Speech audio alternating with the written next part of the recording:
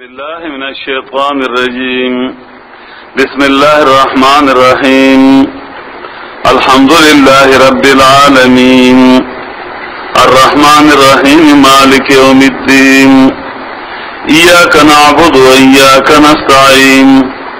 اهدنا الصراط المستقيم صراط الذين أنعمت عليهم غير المغضوب عليهم ولا الضالين. ہم قرآن کریم کے ابتدا میں قرآن کریم کی سیکھنے کے لیے کہ قاری کریم قرآن کریم کو آسانی کے ساتھ سیکھے، اس کے لیے کچھ آداب اور کچھ اصول قاعدے بیان کرتے ہیں، کیونکہ ہر ایک کام جو بے ادبی کے ساتھ کیا جائے وہ کام پورا نہیں ہوگا، اور خاص کر وہ کام جو دین کا کام ہو. دین کے ہر ایک کام کے آداب ہوتے ہیں. نماز کے اپنے آداب ہیں، روزے کے اپنے آداب ہیں، حج کے اپنے آداب ہیں، جہاد کے اپنے آداب ہیں، زکوٰۃ کے اپنے آداب ہیں. تو قرآن کریم کی سیکھنے کے لیے بھی کچھ آداب ہوتے ہیں، جن میں سے ہم وہ 4 بیان کرتے ہیں جو حقیقت میں شرائط ہیں ایک قسم کے. ایک اخلاص نیت کے، اگر نیت میں اخلاص نہ ہو تو پھر قرآن نہیں سیکھا جا سکتا. یہ بات یاد رکھو. خالص اس نیت سے آئے آدمی کی میری مالک کی کتاب ہے، میرے رب کی کتاب ہے، میں اس لیے آتا ہوں کہ میرا رب مجھ سے خوش ہو جائے، اور اس کے ضمن میں میرا عقیدہ ٹھیک ہو جائے، میرے بچوں کا، میری بیوی کا، میرے بھائیوں کا، میرے قوم کا عقیدہ ٹھیک ہو جائے. دوسرا ادب قرآن کریم کی عظمت، کہ قاری کریم کے دل میں قرآن کریم کی عظمت سب چیزوں سے زیادہ ہو. یعنی کوئی چیز دنیاوی قرآن کریم اور اس قاری کے درمیان رکاوٹ نہ بنے، آڑ نہ بن جائے.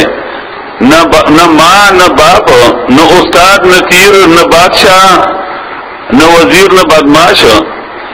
یعنی قرآن کریم سب سے پہلے ہوگا. ساری دنیا کی چیزیں پیچھے ہوں گے، بعد میں ہوں گے. تیسری چیز قرآن کریم کے لیے قرآن کریم کی سیکھنے کے قاری کو چاہیے کہ درسگاہ میں جب آ جائے، پہلے تو یہ کہ راستے پر آتی ہوئی ادب کے ساتھ آئے، ادھر ادھر نہ دیکھے.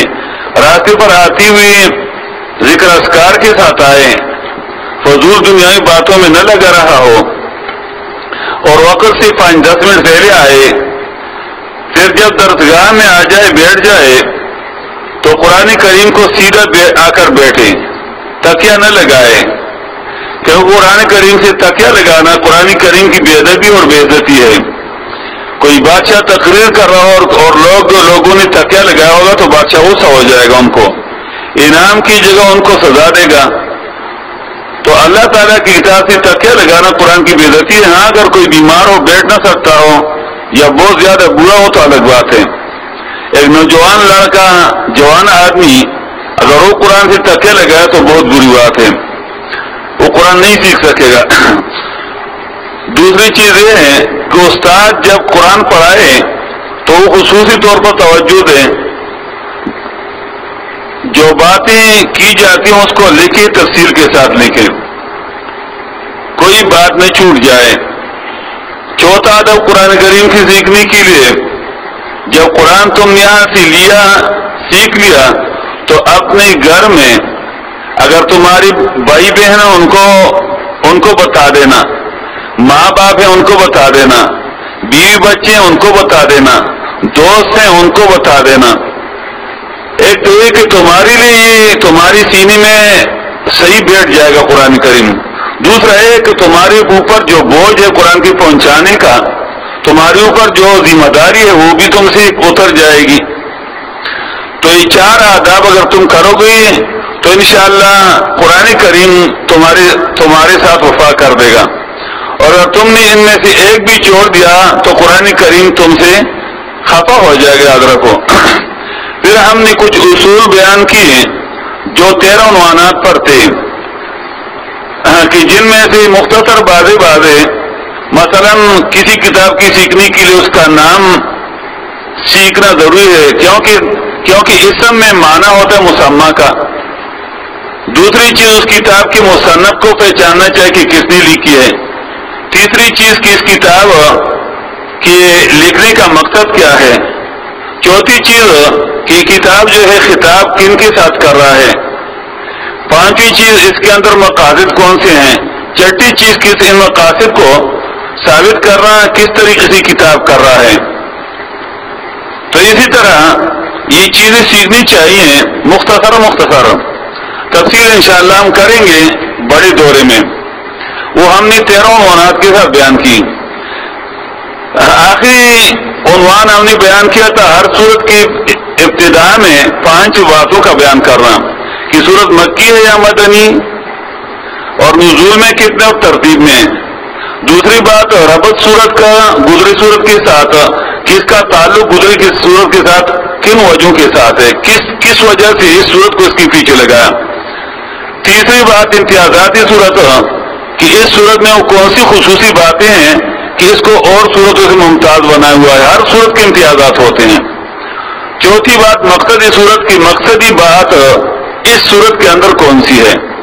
اور پانچویں بات صورت کی تقسیم کی، صورت مضامین کے اعتبار سے کتنے حصوں میں بانٹا گیا ہے.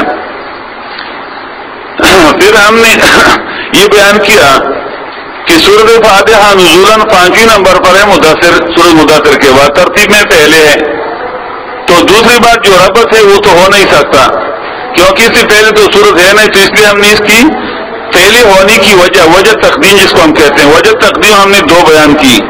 ایک یہ کہ یہ تمام آسمانی کتابوں کا خلاصہ ہے، خاص کر قرآن کا خلاصہ تو خلاصہ پہلے ہوتا ہے اور تفصیل بعد میں. یا ایک کہ قرآن فہم کے اعتبار سے 4 حصوں میں تقسیم ہے. پہلے حصے میں یہ بات ہے کہ خالق لکل شیء هو اللہ، دوسرے میں مربی لکل شیء هو اللہ، تیسرے میں مبارک فی کل شیء هو اللہ، چوتھے میں اثبات قیامت اور نفی شفاعت قہری کا. اور یہ سورۃ فاتحہ کی پہلی 3 آیتوں میں یہ بیان ہو چکے ہیں. للہ میں خالقیت کو اشارہ، رب العالمین میں ربوبیت کو، الرحمن الرحیم میں مبارکی کو، تبارک کو، اور مالک یوم الدین میں اثبات قیامت اور نفی شفاعت قہری کا. اس طرح ہم نے سورۃ فاتحہ کے تقریباً 12-13 نام بھی گنوائے، اور اس کا میں ہم نے وجہ بھی بیان کیا کہ زیادہ نام جو ہے زیادہ فضیلت پر دلیل ہوتی ہیں، کیونکہ یہ صورت بہت فضیلتوں والی صورت ہے، اس لیے اس کے زیادہ نام قرآن کریم میں تمام صورت سے زیادہ نام اس صورت کے ہیں. دوسری بات ہم نے بیان کی تھی، تیسری بات امتیازات صورت. تو اس کا پہلا امتیاز یہ ہے کہ وہ صورت جو مختصر ہونے کے ساتھ جامع ہے تمام اصول مہمہ کو، وہ ہے صورت فاتحہ، مختصر اور جامع. دوسرا ہے کہ یہ صورت صلات ہے، نماز میں لازمی پڑھی جانے والی ہے. دوسری صورت کی خصوصیت نہیں اور پوری پڑھی جائے گی. تیسرا خصوصیت ہم نے بیان کیا تھا تعلیم المسئلہ. چوتھی خصوصیت کہ اللہ کے 5 نام 5 اسم ابتدا میں بیان کی گئے ہیں. اور 5ویں امتیاز ہم نے بیان کی تھی کہ ان میں 3 فرقوں کا بیان ہے مختصراً. اچھا، چوتھی بات ہم نے بیان کی تھی مقصد صورت. چوتھی بات ہر صورت کی ابتدا میں مقصد صورت. تو اس صورت کا مقصد ہے العبادۃ للہ وحدہ، کہ عبادت ہر قسم کی عبادت ہو، مالی ہو، بدنی ہو، دل کا ہو، ہاتھوں کا ہو، زبان کا ہو، اس کا حق صرف اور صرف اللہ کا ہے، کسی اور کا نہیں. مقصد صورت العبادۃ للہ وحدہ. اور 5ویں بات اس صورت کا تقسیم صورت 3 حصوں میں تقسیم ہے. پہلا حصہ مالک یوم الدین تک، اس میں حقوق ہیں اللہ کے، صفات ہیں اللہ کے، اور افعال ہیں اللہ کے. دوسرا حصہ ایاک نعبد و ایاک نستعین، اس میں حقوق اللہ کے، اللہ کا حق ایاک نعبد اور حق بندوں کا ایاک نستعین. تیسرا حصہ اہدنا الصراط المستقیم سے آخر تک، اس میں حقوق ہیں بندوں کے اور ساتھ میں 3 فرقوں کا بیان ہے اجمالاً. پھر ہم نے اعوذ باللہ اور بسم اللہ، اعوذ باللہ کی وجہ بیان کی، تعوذ جس کو کہا جاتا ہے، اس لیے ہم اعوذ باللہ کہتے ہیں کہ اللہ نے حکم کیا. اور اللہ نے حکم اس لیے کیا ہے کہ قرآن کریم کا دشمن ہے بہت خطرناک، جو ہم کو دکھائی بھی نہیں دیتا. تو اللہ تعالیٰ نے ہم کو اس سے بچاؤ کا طریقہ بتایا کہ تم جب قرآن کو بیٹھتے ہو تو اعوذ باللہ من الشیطان الرجیم پڑھا کرو، تاکہ وہ دشمن تم سے بھاگ جائے، کیونکہ وہ تمہارے رکاوٹ بنے گی، تم کو وسوسے ڈالے گا کم وقت. تو اعوذ باللہ من الشیطان الرجیم پڑھو تاکہ وہ بھاگ جائے. دوسرا کلمہ بسم اللہ الرحمن الرحیم، جس کو تسمیہ کہا جاتا ہے، یعنی تسمیہ اللہ سے خصوصی مدد طلب کرنے کے لیے ہے کہ شیطان تو چلا گیا، لیکن یا اللہ اگر آپ کی مدد ہمارے ساتھ شامل حال نہ ہو تو ہم اس کتاب کو نہیں پڑھ سکتے، کیونکہ ہر ایک شان والا کام بسم اللہ کے ساتھ شروع نہ کی جائے، حدیث میں آتا ہے، تو وہ کام ادھورا رہ جاتا ہے. تو بسم اللہ الرحمن الرحیم معنی کہ میں شروع کرتا ہوں اللہ کے نام کی امداد کا، یہ بھی استعانت کی یعنی طلب امداد کی. شروع کرتا ہوں اللہ کے نام کی مدد، یعنی اللہ کی ذات کی مدد کے ساتھ، جو الرحمن عام مہربانی والی ذات ہے اور الرحیم عام خاص مہربانی والی ذات ہے.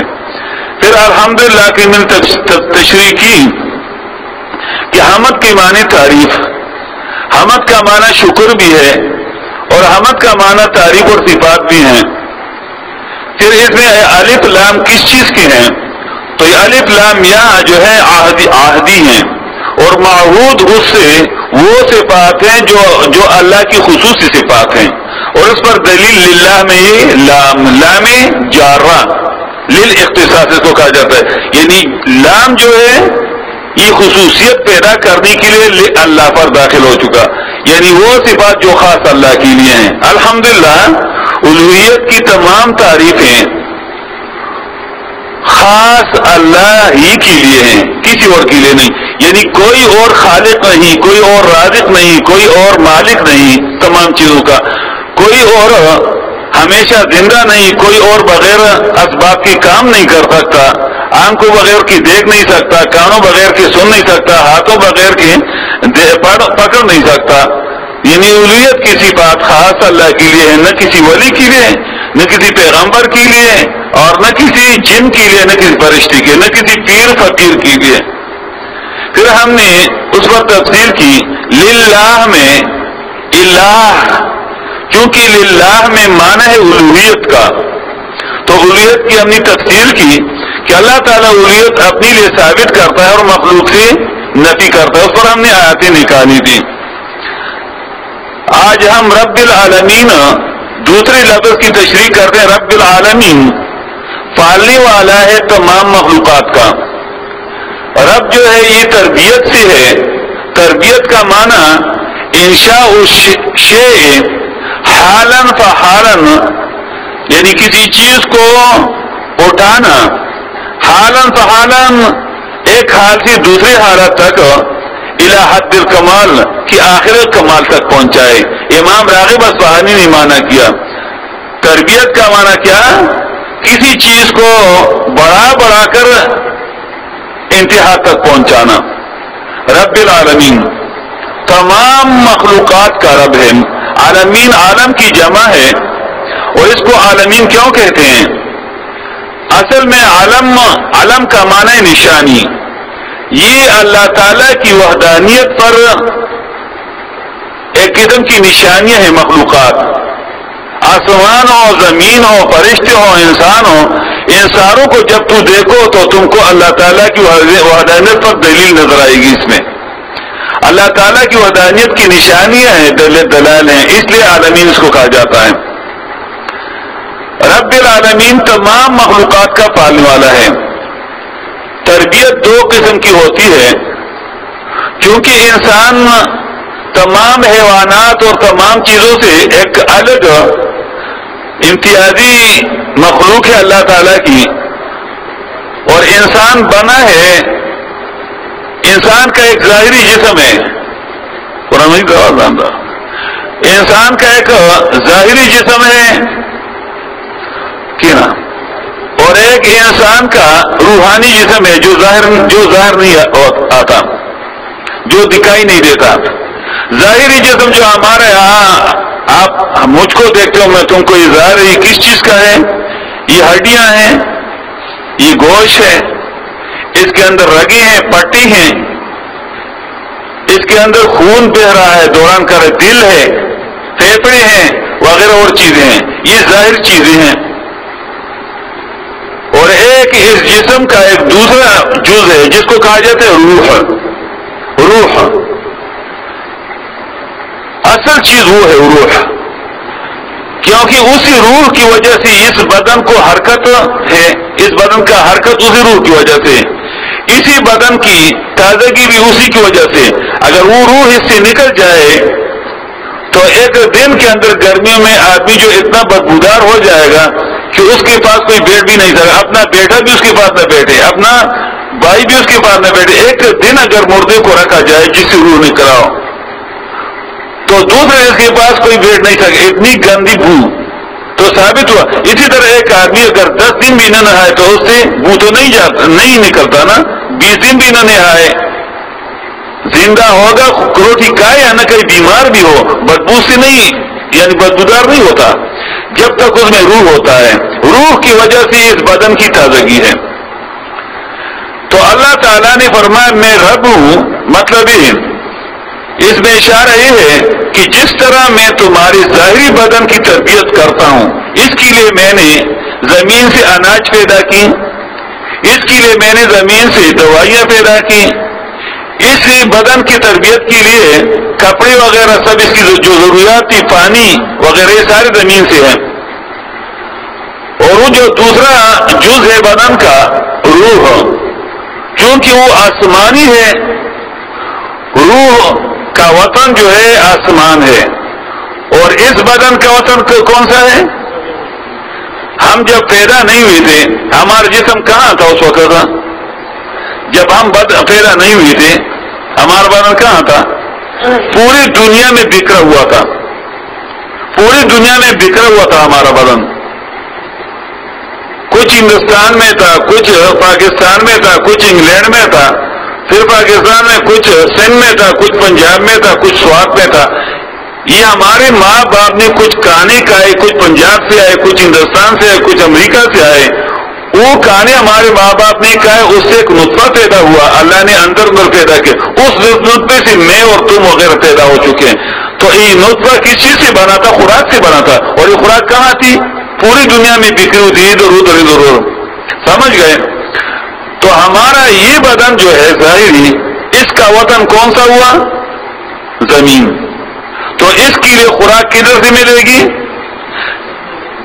آدمی جہاں کا ہوتا ہے تو وہاں کا خوراک کھاتا ہے. یہ بات یاد رکھو. بنگالی آدمی ہمیشہ کیا کھاتا ہے؟ چاول اور مچھلی. اگر اس کو مسلسل تم گندم کھلاؤ تو وہ مر جائے گا، بیمار پڑ جائے گا. اس طرح ہم مسلسل گندم کھاتے ہیں، چاول کبھی کبھی کھاتے ہیں. اگر ہم کو مسلسل چاول کھلاؤ تو ہم بیمار ہو جائیں گے، ہم بیمار ہو جائیں گے.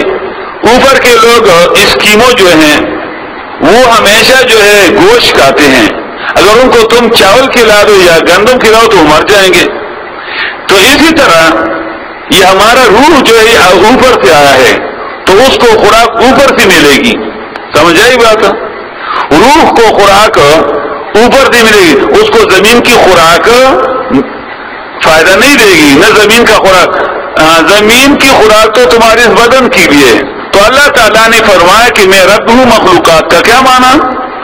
جس طرح میں نے تمہاری ظاہری بدن کی تربیت کا انتظام کیا ہوا ہے زمین سے، تو اس طرح میں نے تمہارے اس روحانی بدن کے لیے بھی انتظام کیا ہوا ہے. کہاں سے؟ اوپر سے. تھوڑا سا سورۃ شورى دیکھو، سورۃ شورى 25واں پارہ، آیت نمبر 52 دیکھو. وَكَذَلِكَ أَوْحَيْنَا إِلَيْكَ قُرْآنًا مِنْ أَمْرِنَا. قرآن کا روح کا ہے نا، حالانکہ مراد تو قرآن ہے. اس سے قرآن کو روح کیوں کہا؟ کیونکہ یہ تمہاری روح کی تربیت کا سامان ہے. جس طرح روح سے تمہاری بدن کی تازگی ہے، اس طرح قرآن سے تمہاری روح کی تازگی ہے، اس لیے قرآن کو روح کا، یہ روح کے لیے روح ہے، ایک بدن کا روح ہے اور ایک روح کا روح ہے، قرآن روح کا روح ہے۔ وَكَذَلِكَ أَوْحَيْنَا إِلَيْكَ رُوحًا مِنْ أَمْرِنَا، اور اسی طرح وحی کہ ہم نے تم کو قرآن کی اپنی طرف سے، مَا كُنْتَ تَدْرِي مَا الْكِتَابُ، تو نہیں جانتا تھا اے میرے محبوب پیغمبر، مل کتابوں کی کیا ہے بیان کتاب کا، ورل ایمان ہو، اور تو نہیں جانتا تھا کہ کیا ہے بیان ایمان کا۔ کس سے کہہ رہا؟ رسول اللہ صلی اللہ علیہ وسلم سے، کہ قرآن کی نزول سے پہلے تو نہ کتاب پڑھ سکتا تھا اور نہ تو ایمان کا بیان کر سکتا تھا۔ ایمان نہیں کہ نہ تم میں ایمان نہیں تھا، تو کفر کی بات ہے۔ پیغمبر پیدائشی پیغمبر ہوتا ہے اور پیغمبر بغیر ایمان کے ہو نہیں سکتا۔ لل ایمان کا معنی نہیں تھا، تو بیان کرنے والے نہیں سمجھتا تھا کہ کیا ہے بیان ایمان کا۔ تو نبی علیہ السلام تو قرآن کے بغیر ایمان کا بیان نہیں کر سکتے تھے، اور آج کے بزرگ اللہ کی کتاب کے بغیر ایمان کا بیان کرتے ہیں۔ عجیب، یہ عجیب بات ہے، یہ نبی علیہ السلام سے آگے چلے گئے ہیں۔ وَلَكِنْ جَعَلْنَاهُ نُورًا، لیکن ٹھہرا دیا ہم نے قرآن کو روشنی، نَهْدِي بِهِ مَن نَّشَاءُ، راہ دکھانے میں اسی کے ذریعے من نشاء، جس کو ہم چاہے، ہر ایک کو نہیں، ہر ایک کو نہیں، جو اللہ کو پسند ہو۔ اس آیت من نشاء کے اندر ہمارے لیے بہت بڑی خوشخبری ہے۔ تم سمجھ رہے ہو ہماری بات کو؟ خدا کی قسم، اگر تم اس بات کو سمجھ جاؤ تو گھر میں جا کر خوشی سے رقص کرو گے، خوشی سے رقص کرو گے۔ بعض وقت آدمی پر خوشی آ جائے تو ایک دم ایک چکر لگاتے خوشی سے، ہے نا؟ اگر تم اس بات کو سمجھ گئے من نشاء کو، خدا کی گھر میں اتنی خوشی ہے کہ تم شاید خوشی سے رقص کرو۔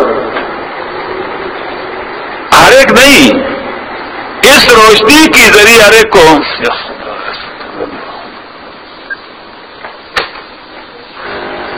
نہدی بھی من نشاء میں ایک بہت بڑی خوشخبری ہے قرآن والوں کو۔ راہ دکھاتے ہم بھی اس قرآن کے من نشاء، جس کو ہم چاہیں، من عباد ہمارے بند، تم کو اپنی بندی کا، قرآن والوں کو اپنی بندی کا، اپنی بندوں میں سے، جس کو ہر ایک کو نہیں، ہر ایک کو نہیں۔ دوسری جگہ بھی اسی طرح وَكَذَلِكَ أَوْرَثْنَا الْكِتَابَ الَّذِينَ اصْطَفَيْنَا مِنْ عِبَادِنَا، تھوڑا سا سورۃ فاطر دیکھو، خیر 22واں پارہ، یہ جگہ پھر نکالیں گے۔ سورۃ فاطر آیت نمبر 32 دیکھو تھوڑا سا۔ ثُمَّ أَوْرَثْنَا الْكِتَابَ الَّذِينَ اصْطَفَيْنَا مِنْ عِبَادِنَا، پھر میراث دے دیا ہم نے قرآن کو، اللہ ان لوگوں کو، اصطفینا جن کو چنا ہم نے، من عبادنا اپنے بندوں میں سے چنا، تم کو چنا ہے اپنی کتاب کے لیے۔ فَمِنْهُمْ فَاسْبَادٍ مَّسِيحٍ ظَالِمٌ لِنَفْسِهِ، کمی کرنے والے ہوتے ہیں اپنے آپ کے لیے، صرف سیکھا اور کو نہیں سیکھا۔ وَمِنْهُمْ مُقْتَصِدٌ، اور بعض ان میں سے درمیانی ہے۔ وَمِنْهُمْ سَابِقٌ بِالْخَيْرَاتِ، اور بعض ان میں سے آگے جانے والے ہیں نیکیوں میں، دغفل نے راربن کر لٹور نافل۔ وَمِنْهُمْ سَابِقٌ بِالْخَيْرَاتِ، اور بعض ان میں سے آگے جانے والے ہیں نیکیوں میں۔ تو اسی طرح نَهْدِي بِهِ مَن نَّشَاءُ، راہ دکھاتے ہم اس پر جس کو چاہے، من عبادنا اپنے بندوں میں سے۔ وَإِنَّكَ لَتَهْدِي إِلَىٰ صِرَاطٍ مُّسْتَقِيمٍ، اور یقیناً تو خامخواہ راہ دکھاتے قرآن کے ذریعے، إِلَىٰ صِرَاطٍ مُّسْتَقِيمٍ، سیدھی راہ کی طرف۔ تو قرآن کریم، یہ ربوبیت اللہ تعالیٰ نے جس طرح بدن کی تربیت کے لیے انتظام کیا ہے، تو روح کی تربیت کے لیے ہر زمانے میں پیغمبر بھیجے ہیں، اور پیغمبروں کو وحی کی ہے، اور اللہ اپنی کتاب بھیجی۔ اس طرح سورۃ نحل دیکھو تھوڑا سا، 14واں پارہ، آیت نمبر 2 دیکھو۔ يُنَزِّلُ الْمَلَائِكَةَ بِالرُّوحِ، بھیجتا ہے اللہ فرشتے کو، بِالرُّوحِ، وحی کے ساتھ، روح وحی، من امرہ، اپنے حکم سے، علی من یشاء، اس پر جس کو چاہے اللہ، من عبادی، اپنے بندوں میں سے، ان انذروا انه لا الہ الا انا فاتقون کہ ڈراؤ اور لوگوں کو انو شان یہ ہے کہ لا الہ الا انا کہ نہیں ہے کوئی حاجت رہا مگر میں ہوں، فاتقونی مجھے سے ڈرو۔ تو رب العالمین مخلوقات کا پالنے والا کبھی یہ صفت رب ربوبیت کا صفت اپنی لیے ثابت کرتا ہے اور مخلوقات سے اس صفت کو نفی کر دیتا ہے قرآن کریم میں۔ جیسے سورۃ آل عمران دیکھو آیت نمبر 64، تیسرا پارہ آیت نمبر 64، یہ صفت اپنی لیے ثابت کرتا ہے اور اوروں سے نفی کرتا ہے۔ قل یا اہل الکتاب تعالوا کہ دیجیے کتاب لاؤ، الی کلمۃ ایک کلمے کو، سواء بیننا بینکم جو برابر ہے ہمارے اور تمہارے درمیان، ہوئی ہے کہ اللہ نعبد الا اللہ عبادت نہیں کریں گے مگر خاص اللہ ہی کی، ولا نشرک به شیئا حصدار نہیں ٹھہرائیں گے بھی اللہ کے ساتھ کسی کو بھی، ولا تخلق بعضنا بعضا اربابا من دون اللہ اور نہیں پکڑیں بعض ہمارے بعضوں کو رب صفت ربوبیت پر من دون اللہ اللہ کے سوا۔ تو یہاں رب العالمین پالنے والے مخلوقات کا، اور یہ رب العالمین الحمدللہ پر بطور دلیل کی لایا، کیونکہ مکے کے مشرک اللہ کو رب مانتے تھے، مکے کے مشرک اللہ کو رب مانتے تھے، تو اللہ فرماتا ہے کہ جس کو تم رب مانتے ہو اسی ہی کو الہ تسلیم کرو۔ الحمدللہ میں الوہیت کی ترغیب تھی، نہ کو ترغیب تھی، تو یہاں پر ربوبیت لایا کہ جس ذات کو تم رب مانتے ہو اسی کو الہ بھی مانو، یہ اس پر دلیل عقلی بھی ہو گیا رب العالمین۔ اسی طرح یہ مسئلہ، اس مسئلے پر ہمیشہ ابراہیم علیہ السلام کا جھگڑا بھی اسی ربوبیت پر ہوا تھا، اسی ربوبیت پر۔ سورۃ بقرہ دیکھو 258 نمبر ہے، تیسرا پارہ۔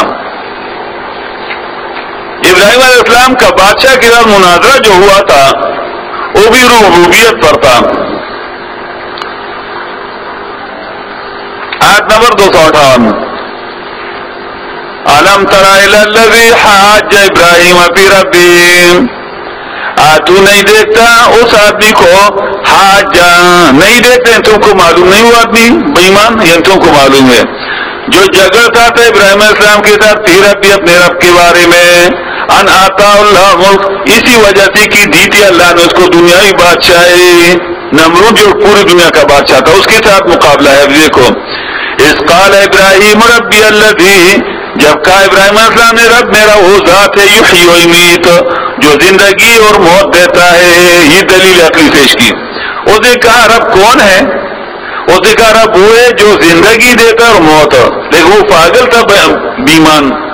قال انا احیی و امیت، کہا اس بیمان نے میں بھی زندہ اور موت دیتا ہوں، میں بھی زندگی اور موت دیتا ہوں۔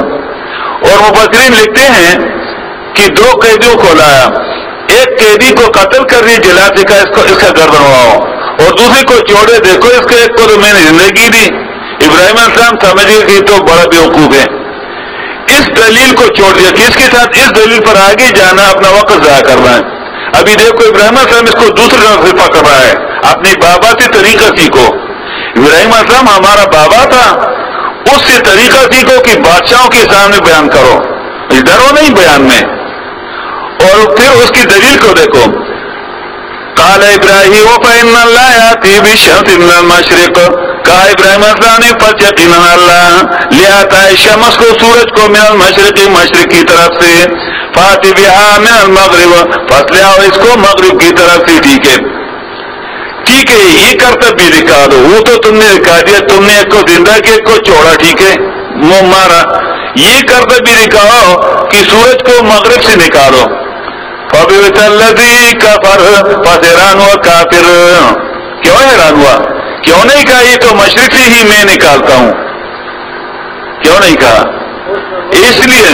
اس لیے نہیں کہا کہ یہ تو اس کی پیدائش سے پہلے اسی طریقے اس طرف سے نکلتا ہے. اگر ایسا کہتا تو اس کا جھوٹ ظاہر ہو جاتا.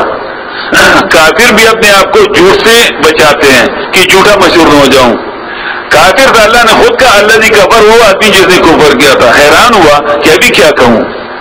وہ ایسا تو کہہ نہیں سکتا, بس منہ اس کا کھلا رہ گیا ایسا. واللہ لا یہدی القوم الظالمین. اسی طرح موسیٰ علیہ السلام کا پہلا مناظرہ جو فرعون کے ساتھ ہوا ہے وہ بھی ربوبیت پر ہوا ہے. سورۃ شعراء دیکھو 19واں پارہ. موسیٰ علیہ السلام کا پہلا مناظرہ وہ بھی ربوبیت پر تھا. آیت نمبر 20 دیکھو, آیت نمبر 23. قال فرعون وما رب العالمین. کہا فرعون نے, موسیٰ علیہ السلام نے کہا تھا آیت نمبر 16 میں, اللہ نے فرمایا فاتیا فرعون فقولا, جاؤ فرعون کو کہو اس کو انا رسول رب العالمین, ہم رسول ہیں رب العالمین کے. تو ادھر حکم بخ بیچ بیچ میں کچھ باتیں ہوئی ہیں. تو فرعون نے کہا وما رب العالمین, اور کون ہے پالنے والا مخلوقات کا. مخلوقات سے مراد مصر کی مخلوقات کا پالنے والا کون ہے.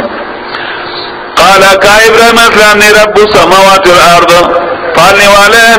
کہا موسیٰ علیہ السلام نے رب السماوات والارض, پالنے والے آسمان اور زمین کا, وما بینہما, اور اس کے بیچ میں جو ہے مصر چھوڑو. وما رب العالمین, کون ہے پالنے والا مصر والوں کا. العالمین سے فرعون چونکہ تنگ نظر تھا, وہ صرف یہ دیکھا کہ مصر والوں کو تو میں روٹی کھلاتا ہوں, ان کا ربوبیت تو میں کر رہا ہوں, تو دوسرا کون ہے.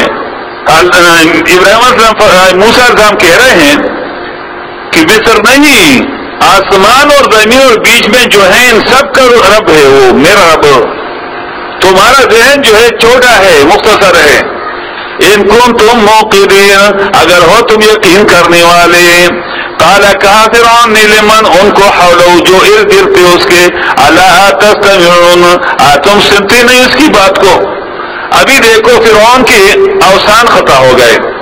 موسیٰ علیہ السلام سے منہ پھیر رہا ہے, ادھر ادھر رہتا ہے, کہتا ہے دیکھو دیکھو دیکھو یہ کیا کہہ رہا ہے. میں نے تو کہا مصر, ہی کہا آسمان اور زمین اور بیچ, دیکھو دیکھو دیکھو. لیکن موسیٰ علیہ السلام بھی موسیٰ علیہ السلام ہے. دیکھو موسیٰ علیہ السلام اس ربوبیت کے مسئلے کو چھوڑے گا نہیں. قال کہا موسیٰ علیہ السلام نے ربکم, رب تمہارا ہے, اور رب آبائکم, اور پالنے والا تمہارے بڑوں کا, الاولین پہلو والوں کا. قال کہا فرعون نے ان رسولکم الذی, یقین رسول تمہارا ارسل الیکم, جو بھیجا گیا تم کو, لمجنون, دیوانہ ہے. یہ موسیٰ علیہ السلام کو غصہ دلانا چاہتا ہے کہ یہ بھی غصہ میں آ جائے. وہی تو دیوانہ ہے. میں نے کہا مصر ہی گیا, آسمان اور زمین اور بیچ, پھر کہا میرا باپ داد, میرے باپ دادا کو بھی بیچ میں گھسے ہوا. یہ تو دیوانہ ہے. اس کا مطلب یہ کہ موسیٰ علیہ السلام اس ربوبیت کے مسئلے کو چھوڑ دے. لیکن موسیٰ علیہ السلام ربوبیت کا مسئلہ کیوں چھوڑتا ہے, کدھر چھوڑتا ہے. قال رب المشرق, کہا موسیٰ علیہ السلام نے رب ہے مشرق والوں کا, اور والمغرب, اور مغرب والوں کا, وما بینہما, اور جو بیچ میں ہے. ان کنتم تعقلون, اگر ہو تم عقل والے. موسیٰ علیہ السلام ایک طرف ربوبیت کا مسئلہ بھی آگے بڑھاتا ہے دلائل کے ساتھ, اور دوسرا جواب بھی دیتا ہوں. اس نے کہا تھا کہ تمہارا پیغمبر مجنون ہے نا, دیوانہ ہے. تو موسیٰ علیہ السلام کہتے ہیں کہ تم میں عقل نہیں, تم گدے ہو. جواب اچھا ہوئی ہے کہ نہیں. یعنی پتھر کا جواب کس چیز سے دیا, لوہے سے. یہ ہے, یہ انبیاء کا کام ہے. یہ نہیں کہ بس چپ ہو جاؤ اور مسکین ہو جانا. ان کنتم تعقلون, اگر تم میں عقل ہو. عقل تو گدے میں نہیں, تم گدے ہو. اگر تم میں عقل ہو, انسان ہو, تو میں رب تم پہچان جاؤ گے. اسی طرح یہ مسئلہ ربوبیت کا اللہ تعالیٰ اپنے لیے ثابت کرتا ہے اور اوروں سے نفی کرتا ہے. کبھی کس انداز سے, کبھی کس انداز سے. تھوڑا سا سورۃ جاثیہ دیکھو, 25واں پارے کی آخری آیات ہیں, آیت نمبر 36. فَلِلَّهِ الْحَمْدُ رَبِّ السَّمَاوَاتِ وَرَبِّ الْأَرْضِ, بس خاص اللہ ہی کے لیے الوہیت کی تعریفیں. یہاں الحمدللہ نہیں کہا، فللہ الحمد، بس خاص اللہ ہی کے لیے ہے الوہیت کی تعریفیں. رب السماوات، جو رب ہے آسمانوں کا، آسمان والوں کا، ورب الارض، رب ہے زمین والوں کا، ورب العالمین، رب ہے تمام مخلوقات کا. 3 مرتبہ رب رب رب، کیونکہ انسان کی 3 حالتیں ہوتی ہیں، بچپنا، جوانی، بڑھاپا. یا 3 زندگیاں ہیں، ایک ماں کا پیٹ اور ایک دنیاوی زندگی اور ایک اخروی زندگی. ان تمام میں رب صرف اللہ، باقی تمام مخلوقات وہ مخلوق ہیں. تھوڑا سا سورۃ انعام دیکھو، نبی علیہ السلام کیا فرما رہے ہیں. سورۃ انعام کی آخری آیاتیں،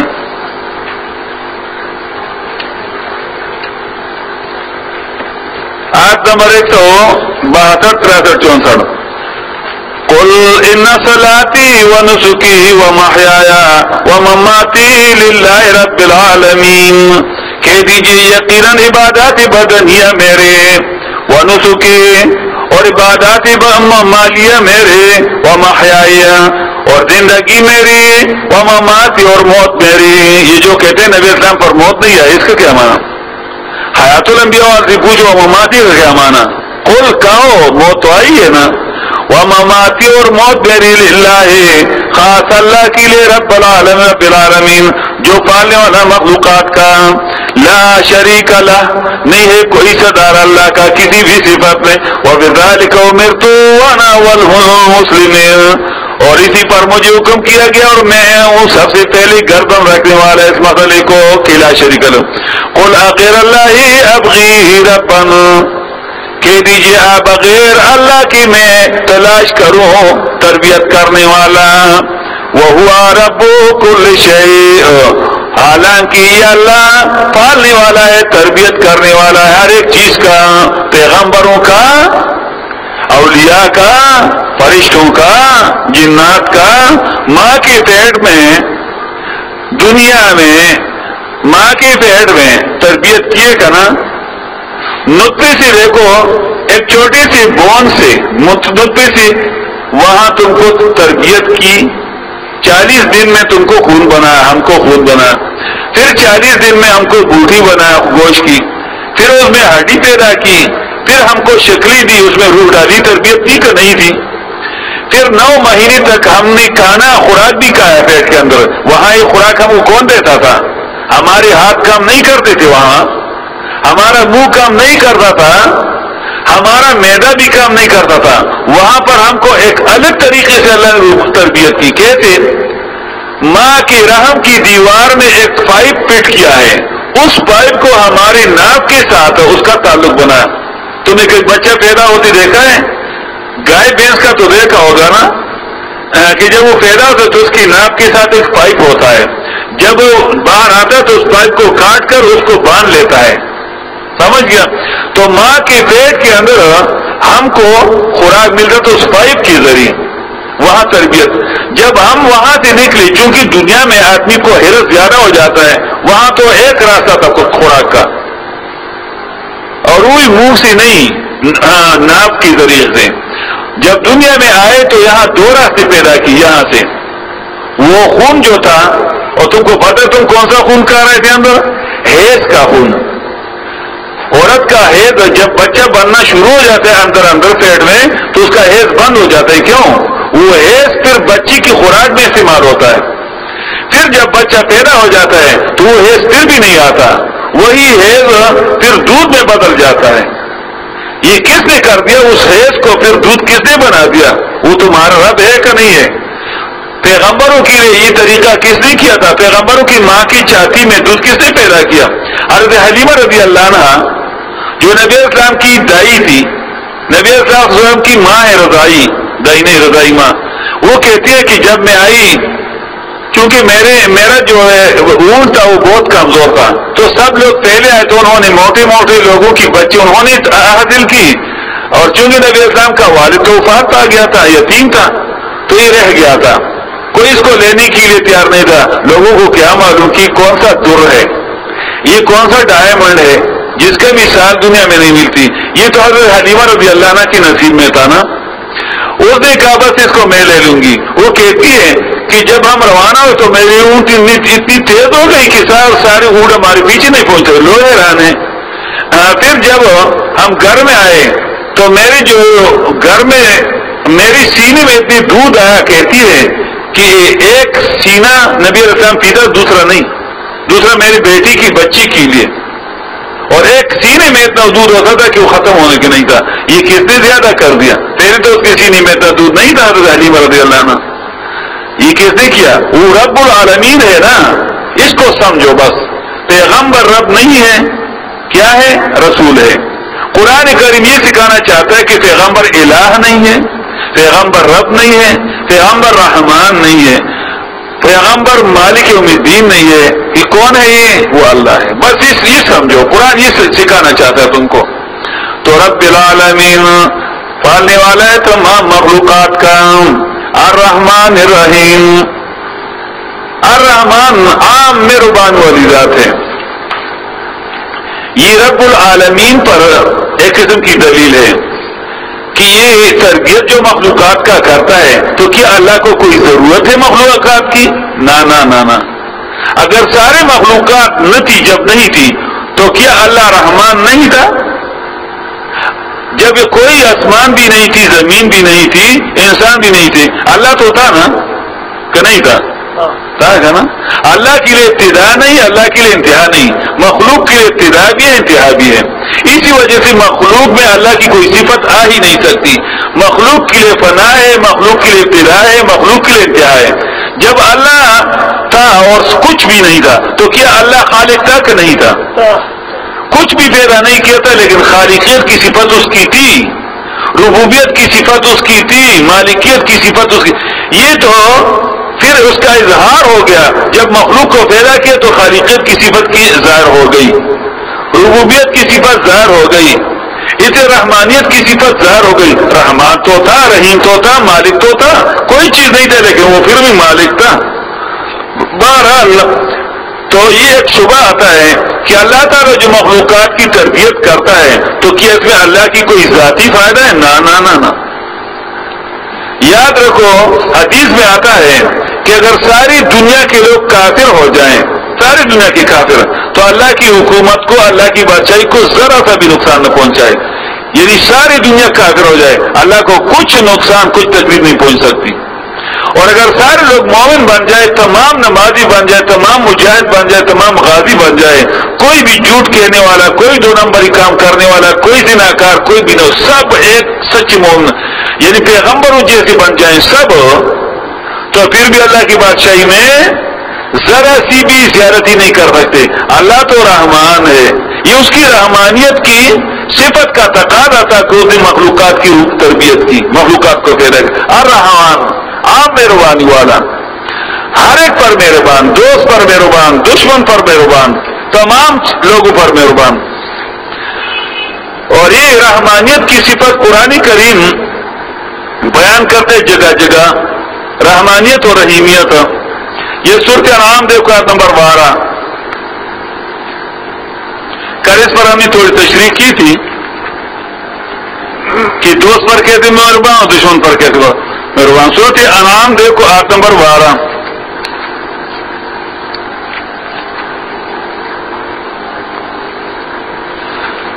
قل لمن ما فی السماوات والارض، کہہ دیجیے یہ دلیل یہ کون سی؟ ابھی دیکھو اس میں سوچ میں پوچھوں گا. قل لمن ما فی السماوات والارض، کہہ دیجیے لمن کس کی ہے؟ ما وہ جو آسمان اور جو زمین میں. قل للہ، کہہ دیجیے خاص اللہ ہی کی ہے، کسی اور کی نہیں. یہ کون سی دلیل ہے؟ ہاتھ اٹھاؤ، بول رہی.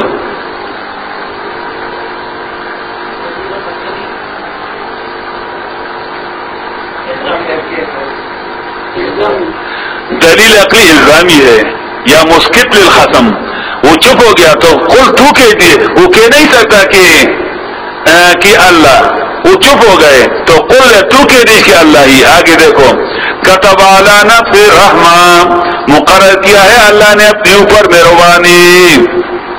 اچھا، یہاں ایک اعتراض آتا ہے جب اللہ نے اپنے اوپر مہربانی لازم کی ہے، کہتا وہ معنی فرض کرنا، لازم کرنا، تو پھر یہ سزا کیوں دیتا ہے؟ قوم عاد کو تباہ کیوں کیا؟ سمود کو تباہ کیوں کیا؟ نوح علیہ السلام کی قوم کو تباہ کیوں کیا؟ فرعون کو؟ یہ تو ٹھیک نہیں بنتا ہے معنی کتب علی نفسہ الرحمہ، مقرر کیا ہے اللہ نے اپنے اوپر مہربانی فرمانا، سب پر مہربانی کرنا، نہ یہاں ایک لفظ لگا ہو اول میں ہاں مقرر کیا اللہ نے اپنے اوپر مہربانی اول میں، تمام لوگوں پر اول مہربانی کر رہے، پیدا کرنا، خوراک دینا، اس کو اپنا کتاب پہنچانا پیغمبروں کے ذریعے۔ ہاں جب وہ خود ظلم کر رہے اپنے اوپر، اللہ کی کتاب کو سے سرکابی کرے، اللہ کی کتاب کی سے سرکشی کرے، اللہ کے ساتھ مقابلہ کرے، تو اس کے بعد اللہ کی صفت رحمانیت صفت قہاریت میں بدل جاتی ہے، صفت غضب میں بدل جاتا ہے۔ اس لیے نبی اسلام نے فرمایا کہ اللہ فرماتا ہے سبقت رحمتی از غضبی، میری رحمت جو ہے میری غضب پر پہل کر چکا ہے، یعنی پہلے اللہ کی رحمت ہے پھر غضب ہے۔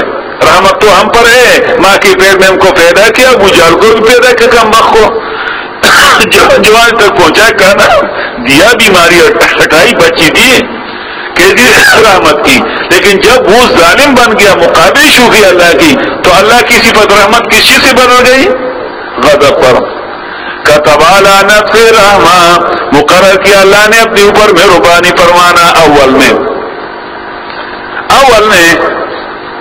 اسی طرح سورۃ اعراف دیکھو آیت نمبر 156، اس کی بعد والی 9 پارہ 156 نمبر آیت۔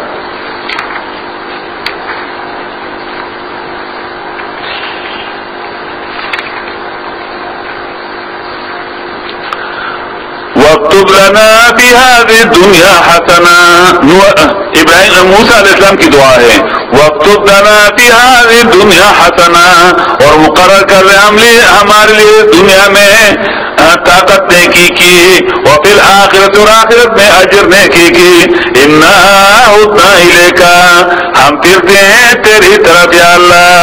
قال کہا اللہ نے عذاب یصیب به من اشاء، عذاب میرا پہنچاتا ہوں میں اس عذاب کو جس کو میں چاہوں، ہر ایک کو نہیں۔ دیکھو یعنی عذاب کے لائق ہوتے ہیں لیکن اللہ عذاب نہیں دیتا ہر ایک کو۔ آج دیکھو امریکن عذاب کے لائق ہیں کہ نہیں ہے، لیکن نہیں پہنچاتا، سمجھ گیا۔ ورحمتی وسعت کل شیء، اور مہربانی میری پہنچی ہوئے ہر ایک چیز کو۔ عذاب کے لیے سبب ہونا چاہیے، اور سبب کے ساتھ بھی کسی کو دیتا ہے کسی کو نہیں دنیا میں، اور رحمت جو بغیر کسی سبب کی دیتا ہے، کافر کو بھی دیتا ہے، مومن کو بھی دیتا ہے، دوست دشمن سب کو دیتا ہے۔ اس لیے الرحمن عام مہربانی والی ذات ہے، الرحیم اور خاص مہربانی والی ذات ہے۔ اسی طرح سورۃ الفرقان دیکھو 19واں پارہ آیت نمبر 59 دیکھو، الرحمن الرحیم، قرآن کو اس طرح سیکھو بس۔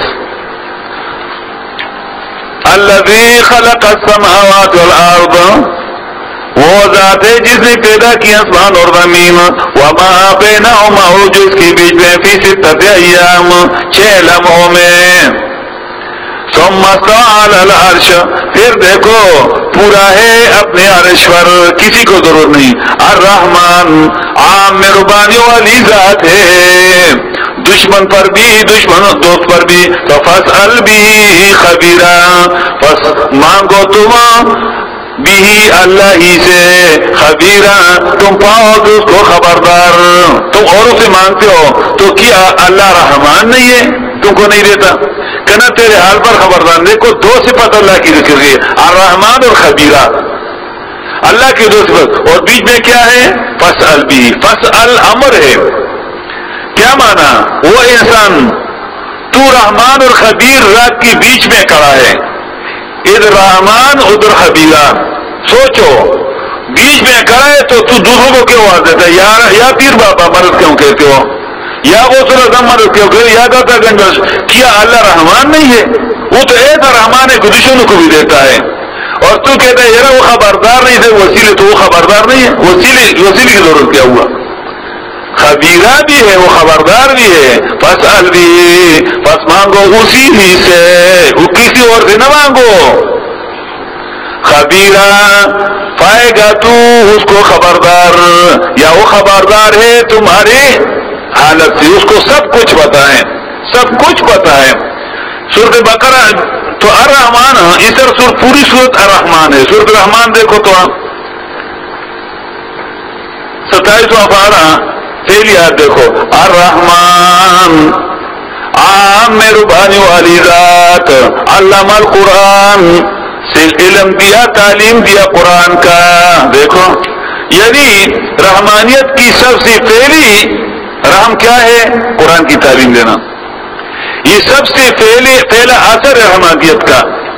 خلق الانسان، پیدا کیا انسان کو، ایسا چاہیے تھا. ویسی ترتیب کیسی چاہیے تھی؟ دیکھو تو ترتیب تو ایسا چاہیے تھا نا کہ الرحمن خلق الانسان علم القرآن، ایسا چاہیے تھا نا. ترتیب کیوں بدل ڈالی؟ اشارہ اس کو ہے قرآن کی تعلیم کو انسان کی پیدائش پر مقدم کر دیا. مطلب یہ کہ وہ انسان تمہاری پیدائش ہو گئی ہے قرآن ہی کے لیے بس.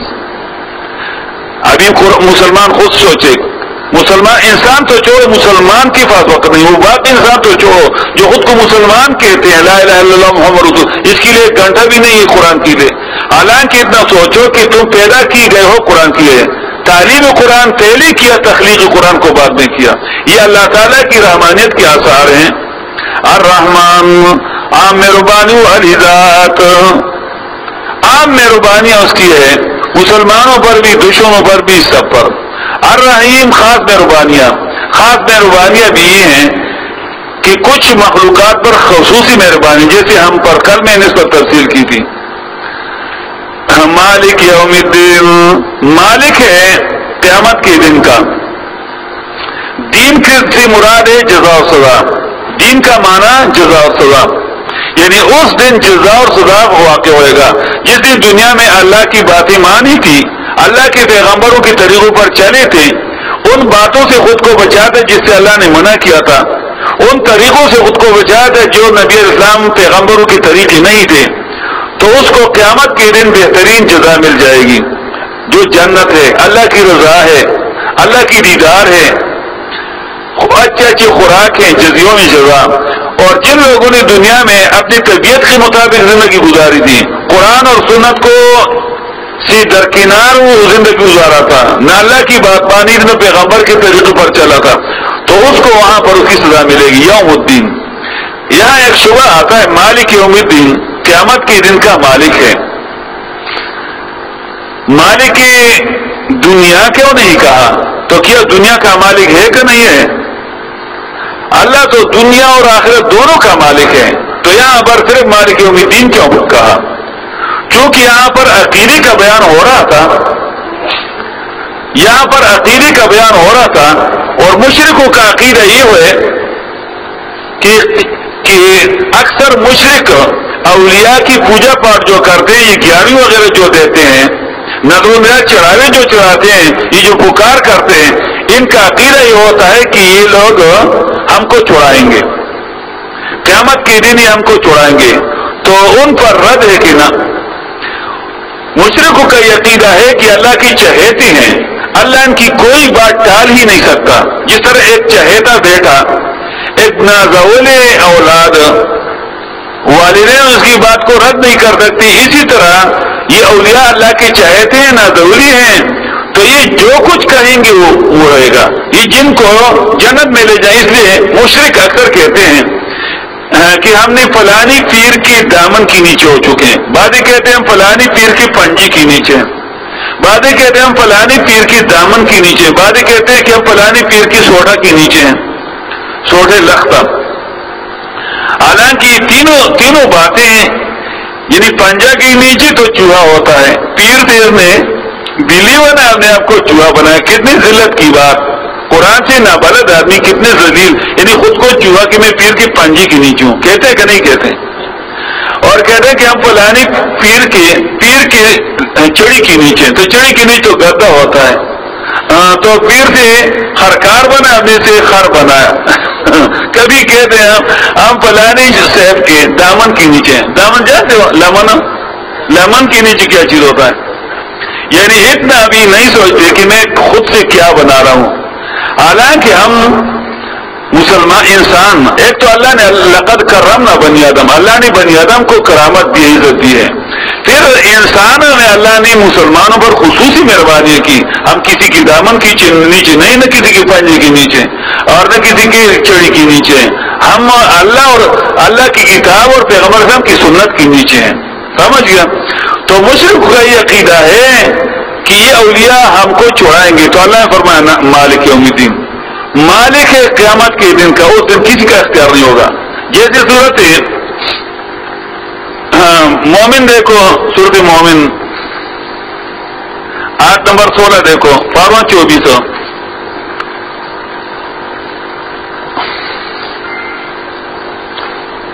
یوم ہم بارزون، جس دن یہ ظاہر ہوئیں گے، لا یخفی اللہ منہم شیء، نہیں چھپ سکے گا اللہ پر ان سے کوئی بھی عمل.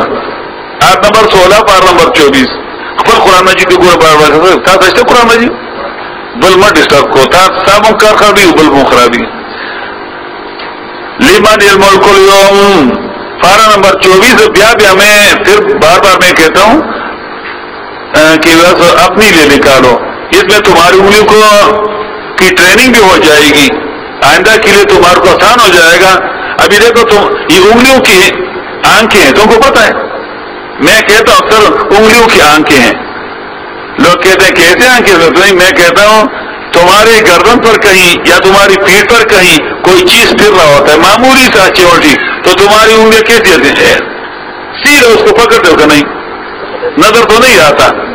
اسی طرح ان انگلیوں سے جب تم ان ورقوں کو اٹھاؤ، ایسی ادھر ادھر کرو گے، تو تمہارے ذہن میں یہ آیتیں بیٹھ جائیں گی کہ ایک فلانی جگہ پر، یہ فلانی جگہ، یہ سورۃ فلانی سی پارے میں. اور اگر دوسرا اس کو ادھر الٹ پلٹ کرے گا تمہارے ذہن میں کام نہیں کرے گا. اس لیے ہم کہتے ہیں کہ اپنے ہاتھوں سے لکھو. بعض لوگ مجھے کہتے ہیں کہ تم مجھ کو اپنی لکھائی دے دو، ہم اس سے پروسٹیٹ نکال دیں. میں کہتا ہوں نہ، کبھی بھی نہیں، کبھی بھی نہیں.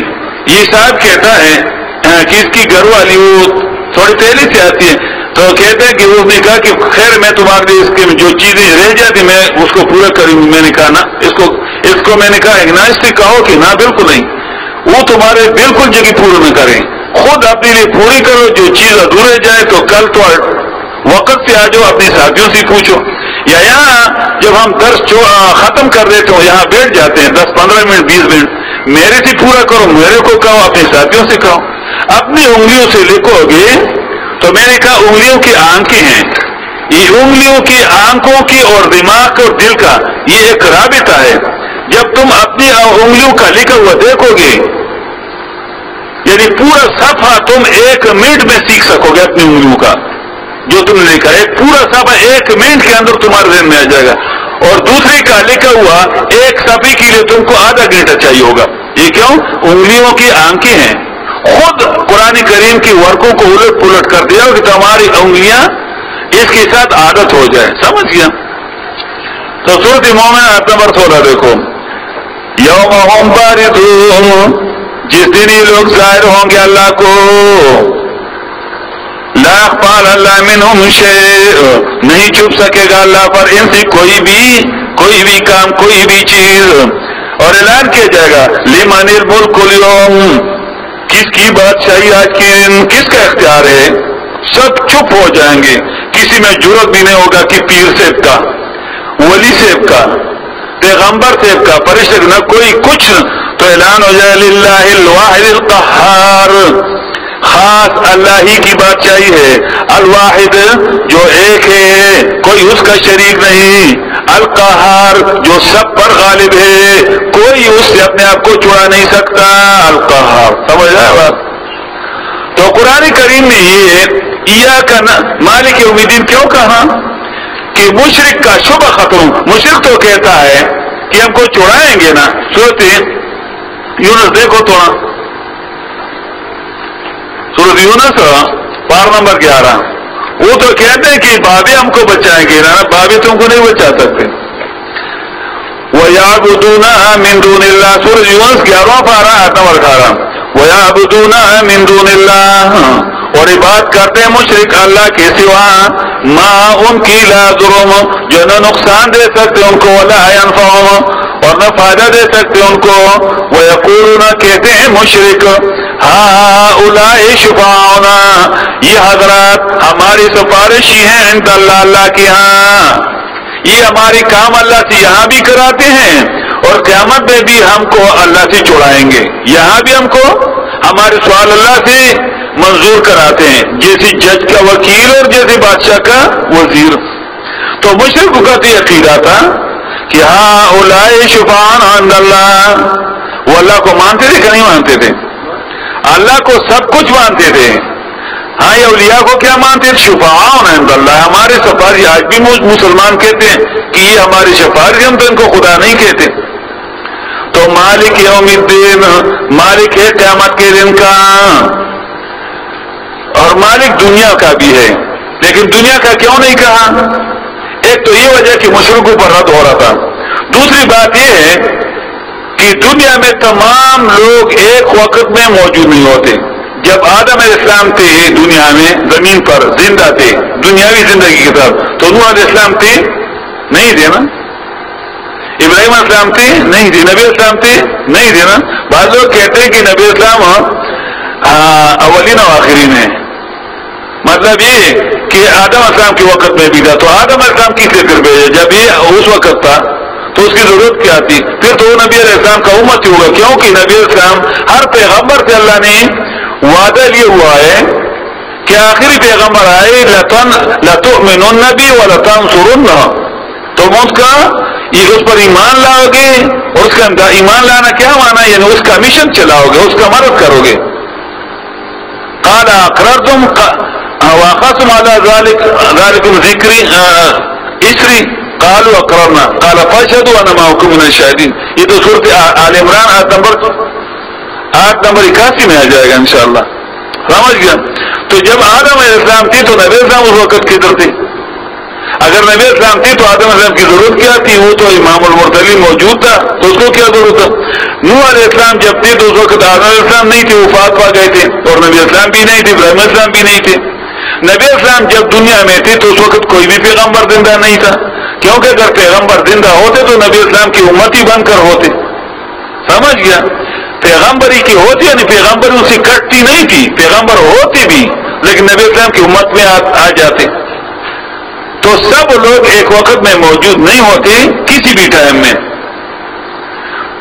نہ دنیا میں اور نہ آخرت میں یوم الآخرت بھی نہیں کہا کیونکہ یوم الآخرت مالک آخرت نہیں کہا کیونکہ آخرت میں بھی کچھ لوگ جہنم میں ہوں گے کچھ جنت ایک جگہ نہیں ہوں گے یہ صرف وہ قیامت کا دن جو ہے حساب کتاب کا ٹائم اس وقت سب لوگ اکٹھے ہوں گے پیغمبر بھی سب ہوں گے 1,24,000 کم و بیش اولیاء بھی کروڑوں جو ہے وہ موجود ہوں گے پیغمبروں کے صحابہ اولیاء پھر اس امت کے صحابہ 1.5 لاکھ وہ بھی ہوں گے اس امت کے کروڑوں اولیاء بھی ہوں گے اور یہ سارے شریر بدبخت ابو جہل وغیرہ بھی ہوں گے سب ایک جگہ ہوں گے لیکن کسی کا اختیار نہیں ہوگا مالک یوم الدین لمن الملک اليوم کسی کا اختیار نہیں ہوگا بات بھی نہیں کر سکے گا بات یوم لا تملک نفس لنفس شیئا والامر یومئذ للہ اختیارات خاص اللہ کے ہوں گے یوم یقوم الروح والملائکۃ صفا لا یتکلم الا من اذن الرحمن وقال صوابا کوئی بات بھی نہیں کر سکے گا مالک یوم الدین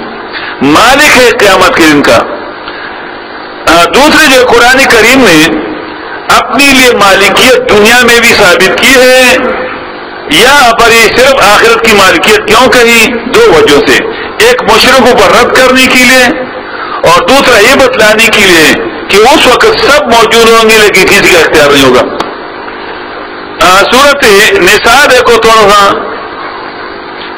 سورۃ نساء 126 پارہ نمبر 6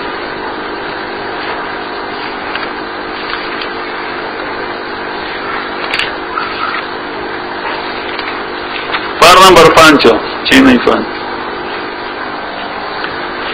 وَلِلَّهِ مَا فِي السَّمَاوَاتِ وَمَا فِي الْأَرْضِ خاص اللہ ہی کی ملکیت ہے، وہ جو آسمانوں جو زمین میں، وکان اللہ بکل شیء محیطا، سب اللہ ہی کے ہیں، سب اللہ ہی کے ہیں۔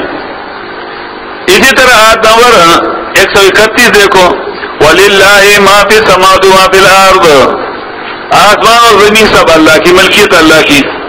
آیت نمبر 131 دیکھو، فَإِنَّ لِلَّهِ مَا فِي السَّمَاوَاتِ وَمَا فِي الْأَرْضِ، آیت نمبر 132 دیکھو، وَلِلَّهِ مَا فِي السَّمَاوَاتِ وَمَا فِي الْأَرْضِ وَكَفَى بِاللَّهِ وَكِيلًا، خاص اللہ ہی کے ہیں سب کچھ۔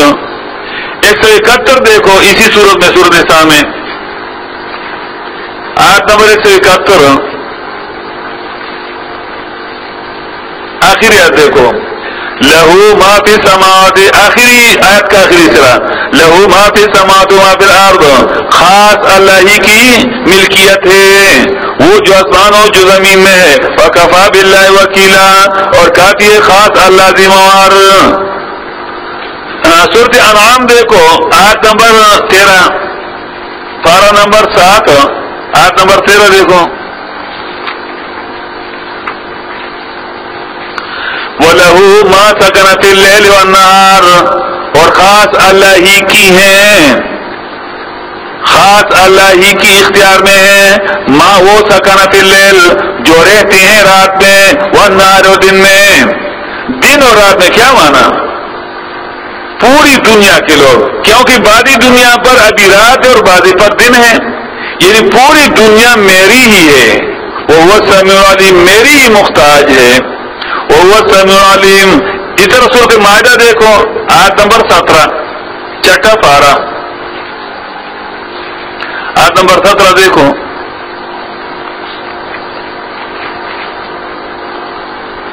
آخری سرا آیت کا، وَلِلَّهِ مُلْكُ السَّمَاوَاتِ وَالْأَرْضِ، مالک یوم الدین کی ذاتی بھی لگاؤ، وَلِلَّهِ مُلْكُ السَّمَاوَاتِ وَالْأَرْضِ، خاص اللہ ہی کی ملکیت ہے، بادشاہی ہے آسمان اور زمین کی، وَمَا بَيْنَهُمَا، اور جس کے بیچ میں، يَخْلُقُ مَا يَشَاءُ، پیدا کرتے وہ جو چاہے۔ آیت نمبر 18 دیکھو، 18 کی آخری سرا، وَلِلَّهِ مُلْكُ السَّمَاوَاتِ وَالْأَرْضِ، خاص اللہ ہی کی اختیار ہے آسمان اور زمین میں، وہ جو بیچ میں، وَإِلَيْهِ الْمَصِيرُ، اور اللہ ہی کی طرف ہے واپسی۔ 40 نمبر آیت دیکھو اسی میں،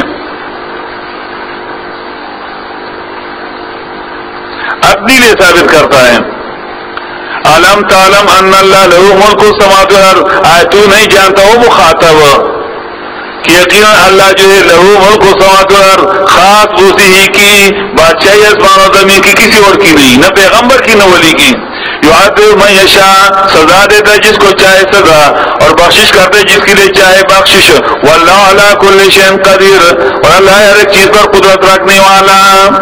اسی طرح سورۃ زمر دیکھو 23واں پارہ، آیت نمبر 6، وہاں تھوڑی تفصیل دیکھو، سورۃ زمر آیت نمبر 6، 23واں پارہ، خلقکم من نفس واحدہ، خلقکم من نفس واحدہ ثم جعل منها زوجها وانزل لكم من الانعام ثمانية ازواج، پیدا کیا تم کو اللہ نے ایک نفس سے، کون تھا؟ آدم علیہ السلام۔ ثم جعل منها زوجها، پھر ٹھہرایا اسی بیوی اس کی بدن، اس کی پسلی سے بنایا، ہوا بھائی۔ وانزل لكم من الانعام ثمانية ازواج، انزل یہاں مانا خلقنا، اور پیدا کیا تمہارے لیے 8 قسم کے جانور، 8 قسم کے جانور۔ انزلہ یخلقو فی بطون امہاتکم، پیدا کرتا ہے تم کو، بناتا ہے تم کو، فی بطون امہاتکم، اپنے ماؤں کے پیٹوں میں، خلقا من بعد خلقن، بنانا بعد بنانے کی، نطفہ سے خون، خون سے گوشت، گوشت میں ہڈی، ہڈی کے بعد یہ آنکھیں وغیرہ بنانا وغیرہ، فی ظلمات ثلاث، 3 پردوں میں، 3 پردے۔ اس وقت تمہارا داتا کون تھا؟ اس وقت تمہارا وسیلہ کون تھا؟ 3 پردوں میں جب تو تھا، ایک رحم کا پردہ، اور ایک وہ بچہ جس پردے کے اندر ہوتا ہے، رحم کے اندر ایک یہ بچہ پردے کے اندر ہوتا ہے، وہ پانی سے بھرا ہوا ہوتا ہے، کیونکہ بچہ چوٹ نہ کھائے، پانی کے اندر وہ یہ ہم سب ماں کے پیٹ میں ہم مچھلی کی طرح ہے، پانی کے اندر، سمجھ گیا؟ اور ایک پیٹ کا فرد، 3 فردیں. ذالکم اللہ ربکم، یہ صفات والا تمہارا بے. الحمدللہ. ذالکم اللہ، سر میں کیا کہا تھا؟ الحمدللہ. تو ذالکم اللہ، وہاں کیا کہا تھا؟ رب العالمین. تو یہاں ربکم، وہاں کیا کہا تھا؟ مالک یوم الدین. تو یہاں لہ الملک، خاص اسی کا اختیار ہے. تو لا الہ الا ہو، نہیں ہے کوئی جترا بغیر اللہ کی. یہ مسئلہ اس پر تفریح کیا. فانا تصرفون، کس طرف تم پھیرے جاتے ہو؟ اتنے دلائل کی ہوتی ہوئی تم اپنے گھر کو جوڑ کر، تمہارا گھر تو توحید تھا، تمہارا گھر تو اللہ کی طرف تھا. تم نے اللہ کو چھوڑ کر کدھر تم جا رہے ہو؟ کم وقت ہو.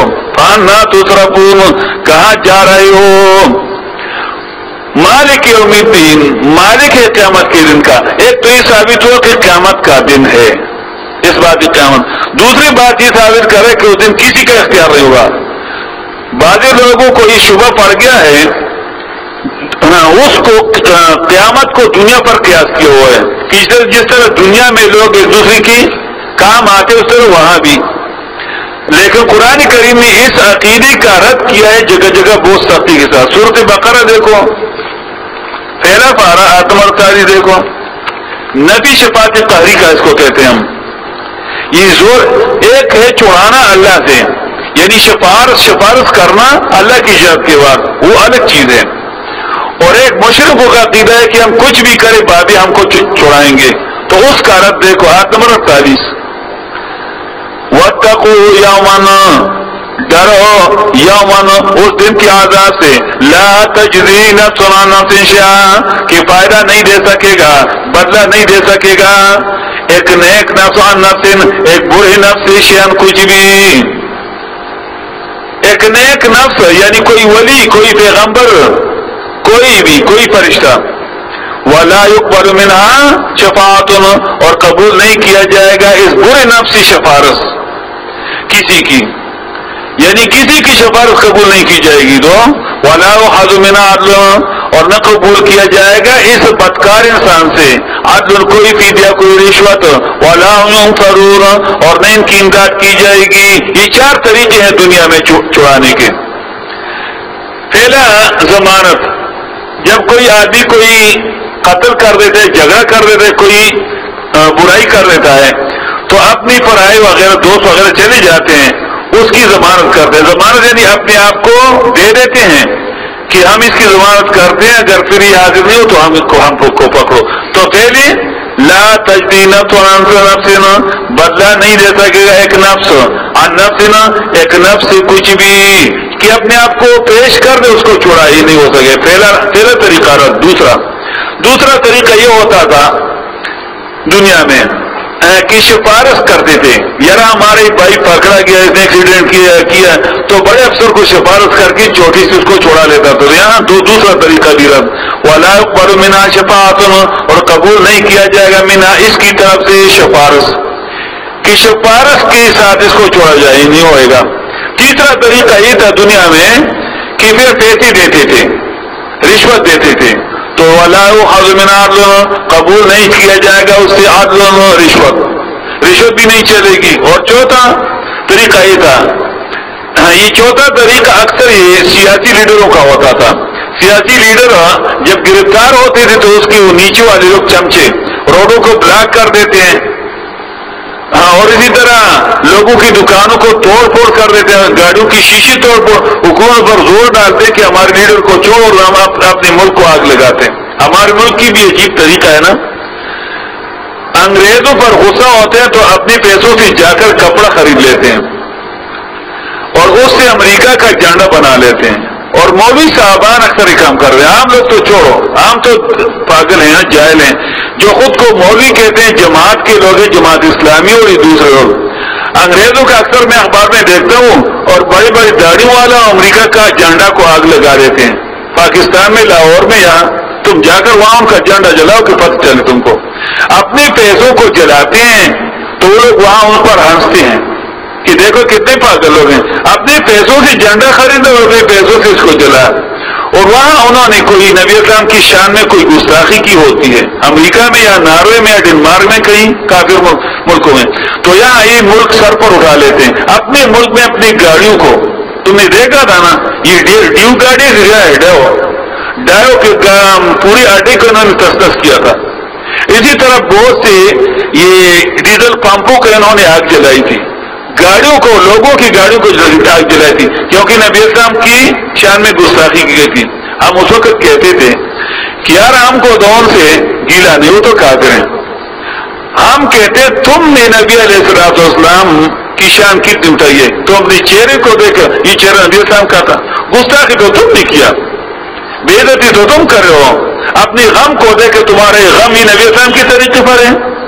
تمہارا لباس دیکھو نبی اسلام کا طریقہ ہے، یہ جو کوٹ پتلون تم نے پہنا ہوا ہے. تمہارے سر کے بالوں کو دیکھو نبی اسلام کا طریقہ. تمہاری شادیاں یہ نبی اسلام کا. سب سے پہلے تو اپنے ساتھ حساب کرو.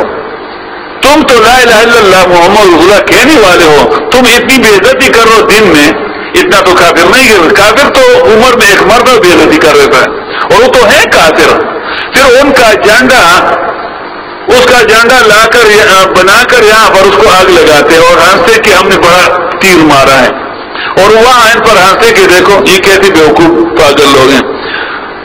تو چوتھا طریقہ دنیا میں یہ تھا کہ جھنڈا جلائے، راستوں کو بند کر دے، راستوں میں ٹائر جلائے اور بھوک ہڑتال، اس کو کہتے ہیں بھوک ہڑتال.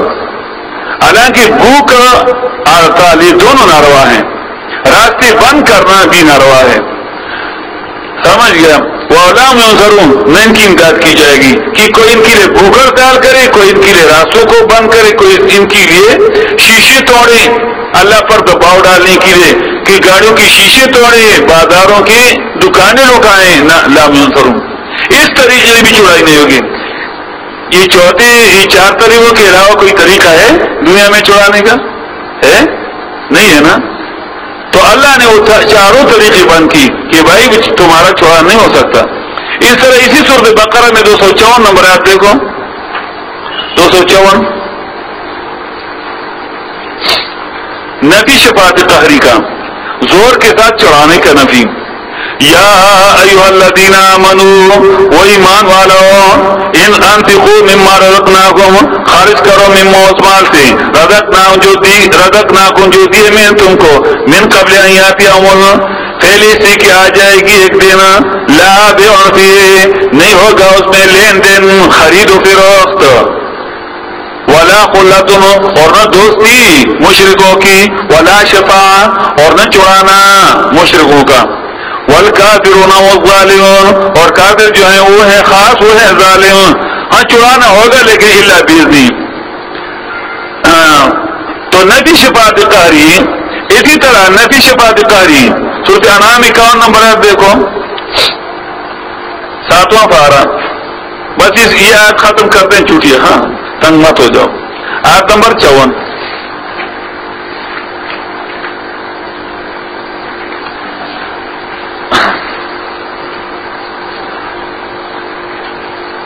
سورۃ انعام، آیت نمبر 51، 54 نہیں 51. وَأَنذِرْ بِهِ الَّذِينَ، اور ڈراؤ اس قرآن کے ذریعے ان لوگوں کو، يَخَافُونَ أَن يُحْشَرُوا إِلَىٰ رَبِّهِمْ، جو ڈرتے ہیں اس بات سے کہ اٹھائے جائیں گے اپنے رب کو. ان کو ڈراؤ کہ لَيْسَ لَهُم مِّن دُونِهِ وَلِيٌّ، کہ نہیں ہوگا ان کے لیے اللہ کے سوا ولی، کوئی مددگار، ولا شفیع، اور نہ کوئی سفارش کرنے والا، لعلہم یتقون، خامخواہ یہ لوگ ڈر جائیں اور اللہ کی کتاب کو بیٹھ جائیں، عقیدہ صحیح بنا دیں. اس طرح اسی صورت میں نمبر 70 دیکھو انعام میں، وَذَرِ الَّذِينَ اتَّخَذُوا دِينَهُمْ لَعِبًا وَلَهْوًا، اور چھوڑ دو ان لوگوں کو جنہوں نے پکڑا اپنی دین کو لعباً، کھیل اور تماشے، وغرتهم الحیات الدنیا، اور دھوکے میں ڈالا ان کو دنیا کی زندگی نے، وذکر بہ، اور نصیحت کرو اس قرآن کے ذریعے، ان تبصر نفس، اسی وجہ سے کہ ہلاک نہ ہو جائے ایک نفس، بما کسبت، اپنی کی پر، لیس لہا من دون اللہ، نہیں ہوگا اس نفس کے لیے من دون اللہ، اللہ کی سوا ولی، کوئی مددگار والا شفیع اور نہ کوئی سفارش کرنے والا. وَإِن تَعْدِلْ كُلُّ عَدْلٍ اور اگر رشوت دے گا پورا رشوت پورا دنیا لَا يُؤْخَذُ مِنْهَا نہیں قبول کیا جائے گا ان سے. اسی طرح صورت اعراف 53 دیکھو اس کے بعد والی صورت 8واں پارہ آیت نمبر 53 نفی شفاعت قہریہ کا.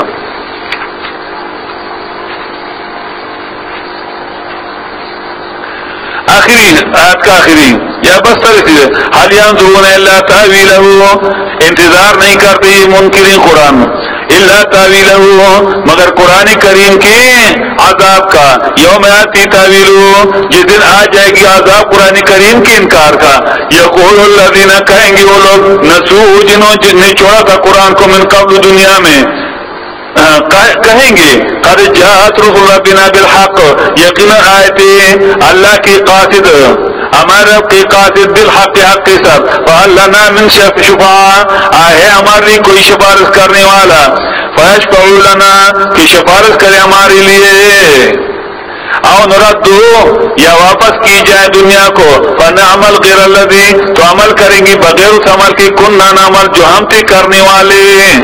یا تو سفارش کرے کہ ہم کو جہنم سے نکالے یا کم از کم اتنا کرے کہ اللہ سے کہے کہ ان کو دنیا میں پھر بھیج دو تو ہم وہاں پر ٹھیک عمل کریں پھر شرکیات نہیں کریں گے یہ نہیں کریں گے وہ نہیں کریں گے. اس طرح صورت مریم دیکھو آیت نمبر 87 16واں پارہ آیت نمبر 87 نفی شفاعت قہریہ کا.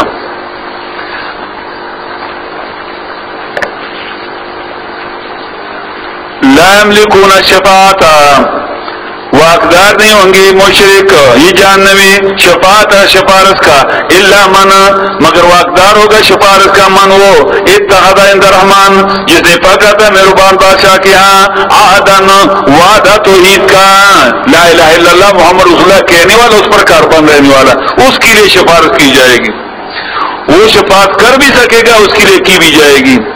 سورۃ طٰہٰ دیکھو اس کی بعد والی سورۃ 16 پارہ 109 نمبر ہے نفی شفاعت قہری کا اور بیان شفاعت اذنی کا. آیت نمبر 109 یوم الدین لا تنفع الشفاعت اسی دن فائدہ نہیں دے گا شفاعت الا من مگر اس کو اذن الرحمن کی اجازت کرے اس کے لیے مہربان بادشاہ ورضی له قولا اور خوش تھا اس کے لیے قولا اس کی بات سے دنیا میں اس کی بات سے خوش تھا دنیا میں سے توحید بیان کی تھی توحید مانا تھا. اسی طرح سورۃ انبیاء دیکھو آیت نمبر 18 پارہ نمبر 17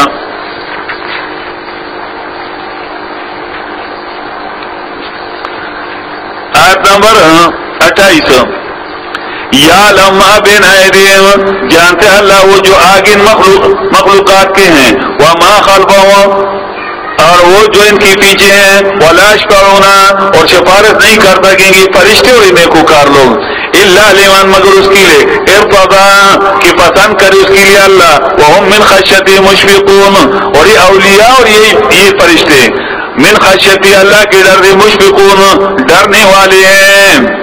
اسی طرح صورت سبا دیکھو 22واں پارہ آیت نمبر 23 نفی شفاعت قہری کا کہ زور کے ساتھ کوئی چڑھا نہیں سکے گا. یہ یاد رکھو پارہ نمبر 22 آیت نمبر 23 ولا تنفع الشفاعت اور فائدہ نہیں دے گا سفارش عند اللہ کے ہاں الا لمن مگر اس کے لیے اذن له کی اجازت کرے اللہ اس کے لیے. تو شفاعت اذنی ہوگی یعنی اجازت والی سفارش اور مشرکوں والی سفارش کی بابیں ہم کو بس کسی بھی حالت میں چھوڑائیں گے یہ غلط ہے یہ نہیں ہوگا. اسی طرح سورۃ زخرف دیکھو سورۃ زخرف آیت نمبر 86 پارہ نمبر 25 بس 2-3 جگہیں ختم ہوا. آیت نمبر 86 دیکھو وَلَا يَمْلِكُ الَّذِينَ يَدْعُونَ مِن دُونِ الشَّفَاعَةَ، اور واقدار نہیں ہوں گے، مالک نہیں ہوں گے وہ لوگ یدعون جن کو پکارتے ہیں مشرک، من دون اللہ کے سوا، الشفاعت واقدار نہیں ہوں گے شفارس کے، الا من مگر واقدار ہوگا شفارس کا من وہ شہید بالحق جس نے بیان کیا تھا توحید پر دنیا میں، وہم یعلمون اور وہ جانتی بھی ہوں مشبوہین کو۔ یعنی یہاں پر دو شرطیں اور بیان کی، دوسری جگہ پر اور شرطیں۔ اسی طرح سورۃ دخان دیکھو آیت نمبر 41 پارہ نمبر 25 میں، سورۃ دخان آیت نمبر 41،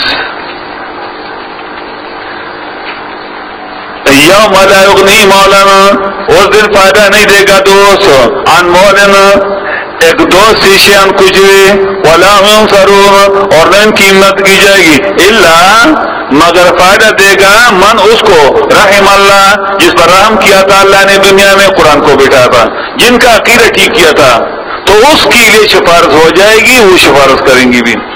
اسی طرح سورۃ نجم دیکھو 27واں پارہ آیت نمبر 26،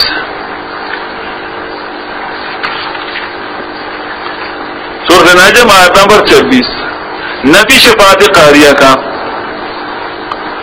وَكَمْ مِن مَلَكٍ اور کتنی زیادہ ہیں فرشتوں میں سے، فِي السَّمَاوَاتِ آسمانوں میں، لَا تُغْنِي شَفَاعَتُهُمْ شَيْئًا فائدہ نہیں دے سکے گی، لا تو نسباتوں فائدہ نہیں دے سکے گا شفاعت ان فرشتوں کی کچھ بھی، فرشتوں کا اختیار نہیں، ہاں الا من بعد ان یأذن اللہ مگر بعض اس کی اجازت کرے اللہ، لمن اس کے لیے شاء جس کے لیے چاہے، والا جس کے لیے پسند کرے اللہ، فرشتوں کو بھی اختیار نہیں، فرشتے بھی شفاعت نہیں کر دیں گے، ہاں اللہ اگر اجازت کرے گا جس کے لیے چاہے گا، ہر ایک کے لیے بھی نہیں۔ اسی طرح سورۃ انفطار میں سورۃ نبا دیکھو 30ویں پاری کی پہلی سورت، بس یہ عقیدہ سمجھو کہ اس دن تم چھوٹو گے اپنے عمل سے بس۔ آیت نمبر 28، یوم یقوم الروح اسی دن قیامت کے دن کھڑا ہو جائے گا جبریل امین والملائکہ فرشتہ سب بسب، لا تکلمون بات نہیں کر سکیں گے الا من مگر بات کرے گا وہ اذن الرحمن جس کو اجازت کرے مہربان بادشاہ، فرشتوں کو طاقت نہیں بات کریں گی، تم تو کہتے چھڑانا تو درکنار بات نہیں کر سکیں گے۔ وقال ثوابا اور کہا تھا اس نے پوری بات دنیا میں توحید کی۔ اس طرح 30ویں پاری میں سورۃ انفطار دیکھو بس آخری آیت ہے، ہاں سورۃ انفطار کی آخری آیت، وما سورۃ انفطار یوم لا تملک اسی دن لا تملک نفس ما واقدار نہیں ہوگا ایک نفس لنفس کسی دوسری نفس کے لیے شیئن کچھ بھی چھڑانے کا، کسی کا اختیار نہیں ہو، کس کا ہوگا؟ والامر یومئذ للہ اور اختیار ہوگا اسی دن خاص اللہ ہی کا، تو مالک یوم الدین سمجھا، مالک ہے اللہ ہی قیامت کے دن، کسی کا اختیار نہیں۔ یہ 5 صفات اللہ کے بیان ہوئی، ایک الہ کہ اللہ ہی الہ ہے، دوسرا رب اللہ ہی رب ہے کوئی اور نہیں، تیسرا رحمان اللہ ہی رحمان اللہ ہی رحیم اللہ ہی مالک یوم الدین ہے۔ انشاءاللہ اور